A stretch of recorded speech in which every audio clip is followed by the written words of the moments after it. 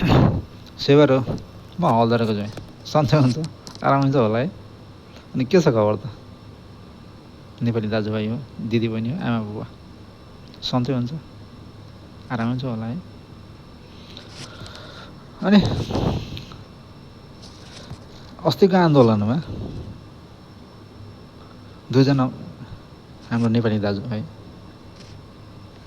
केही कारणवश या कुनै यताउतिवश घटनास्थलमा या हस्पिटलमा मर्नुभएछ। थाहा भएको कुरा दुःख लाग्यो। एउटा होनहार युवा यसरी आपतकालीन उहाँ जानुभयो। स्वर्गमा उहाँलाई सुखमै बास होस्। पाथिभरालाई उहाँको परिवार उहाँको सब जहान यताउति सबैलाई रक्षा गरोस्। जय पाथिभरा। अनि एउटा कुरा नबुझेको मैले कुरा या तपाईँहरूले बुझ्नुभएको कुरा जवाब दिनु ल। एउटै आन्दोलनमा दुईजना मर्नुभयो। एकजनाले एउटा घरको मान्छेले 5 लाख पाउनुभयो, अर्कोले 3 लाख। कि मेरो विचारमा या तपाईँको विचारमा अरू कसैको विचारमा उहाँहरू मर्ने दुईजना त नेपाली नै हो। आन्दोलनमा कुनै कारणवश जानुभयो, दुःखको कुरा। तर मैले नबुझेको कुरा यो विषयमा राजनीति गर्नु त मलाई आउँदैन, केही भन्न त आउँदैन। मन भएको कुरा एकजनाले 5 लाख पाउनु भएछ, एकजनाले 3 लाख। के 5 लाख पाउने मान्छे क श्रेणीको हुन् या 3 लाख पाउने मान्छे ख श्रेणीका हुन्? त्यस्तो पनि हुन्छ र? जवाब दिनु ल, कोही जान्ने हुनुहुन्छ भने है। र अर्को कुरा उहाँलाई मार्ने को र किन मार्यो यसको जवाब पनि 4-5को सरकार भइदियो भने जवाब पाउँथ्यो होला नेपाली जनताले। तर नेपालमा 4-5को सरकार छैन, जवाब कसले दिन्छ र? अर्को कुरा यो घटना नेपालकै हो तर धनुषा जिल्लाको। हिजो अस्तिको घटना धनुषा जिल्लाको। होलीको दिनमा फागुनको दिनमा रङ खेल्नेको दिनमा एउटा साधारण न्युमा सामाजिक सञ्जालमा भिडियो पाएअनुसार साधारण न्युमा लुगा च्यातिएको न्युमा छुरा हान्नु भएको छ। एउटा भाइले मारिदियो। उसको बुवा पनि हिजो अस्ति नै मर्नु भएछ। केही कारणवश त थाहा भएन। धनुषा जिल्लाको बिन्ही जनकपुरको बस पार्कको छेउमा छ यो गाउँ। यो पहिला मेरो पनि घर उतै हो।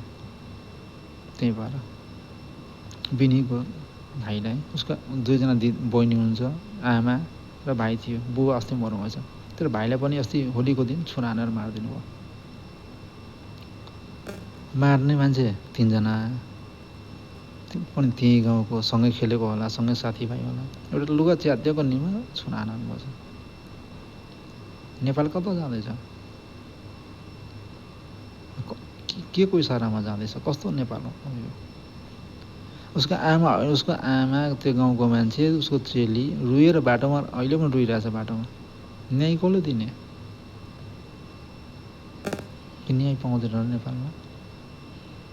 न्याय पाउँछ भने उसको आमालाई न्याय कसले दिने? 2 जना बहिनी छ, बुढा पनि मरेछ, छोरा पनि अस्ति मर्यो। न्याय कसले दिने? अर्को कुरा नेपालमा, हाम्रो देश नेपालमा आफ्नै देशको मान्छे शरणार्थी भएर आफै बसिरहेछ। उहाँहरूलाई न्याय कसले दिने? अर्को कुरा बाहिरबाट यत्तिकै मान्छे आएर नेपालमा बसिरहेछ।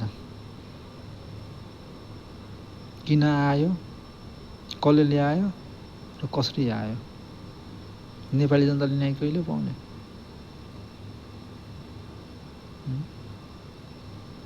किन हाम्रो देश हिन्दू राष्ट्र देश हो। हामी हिन्दू हो। यसमा विभिन्न जात विभिन्न धर्मका मान्छे आएर बसिराख्नु भएछ। पुस्तादेखि हामी हिन्दू बुद्धिस्ट र किराँत मिलेर बसेको देश हो यो। पुस्तादेखि हाम्रो हिन्दू बुद्धिस्ट र किराँतको उत्पत्ति भएको देश हो यो। साक्षी स्वरूप माता पाथिभरा छ, माता जानकी छ, बाबा पशुपतिनाथ छ। यस्तो अनेकौँ छ नेपाली हिन्दूको देश हो भनेर ग्रन्थ अनुसार, पुराण अनुसार, गीता अनुसार धेरै छ। तर पछि कुनै कारणवश बाहिरको मान्छे आएर नेपालमा केही कारणवश कसैको दबाववश उहाँलाई पनि नेपालको नागरिकता दिएर नेपाली हो भनेर राख्नुभयो। त्यो कुरा ठिकै छ। तर अरू देशको मान्छे आएर हाम्रो देशमा शरणार्थी भएर बसिराख्नु भएको छ। किन?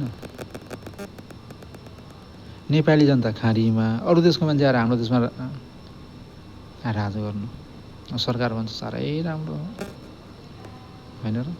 यो कुराको न्याय कसले दिन्छ नेपालीले?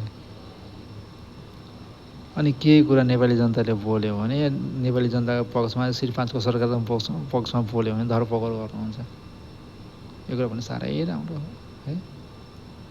नेपाली जनता हो, नेपाललाई माया लाग्छ भने, नेपालीलाई माया लाग्छ भने आफ्नो देश, आफ्नो गाउँ, आफ्नो ठाउँ, आफ्नो धर्म, आफ्नो कर्म, आफ्नो कुललाई रक्षा गर्न सिक्नु। या कसैको इसारामा, कसैको लैलैमा लागेर, कसैको 2 पैसा खाएर आफ्नो कुललाई लात कहिले पनि नहान्नु ल। र यहाँ हाम्रो देशको नेताहरूको कुरा, हाम्रो देशको नेताहरूको कुनै धर्मै छैन, देख्नुभयो होला। कुनै धर्म छैन यिनीहरूको। उहाँहरूको एउटै धर्म छ, पैसा। तिमी मर या बाँच, मलाई केही वास्ता हुँदैन, पैसा भयो मलाई पुग्छ। किनभने उहाँहरूको करोडौँ खर्बको सम्पत्ति यो नेपालमा होइन, सब बाहिर छ। यो कुरा पनि बुझ्नु ल। कुनै पार्टीको झोला बोक्नुहुन्छ, कुनै पार्टीमा लाग्नु भएको छ, त्यो अहिले आजैदेखि त्याग्नु। श्री 5 को सरकार जिन्दाबाद, एउटै कुरा याद राख्नु ल। जय पाथिभरा।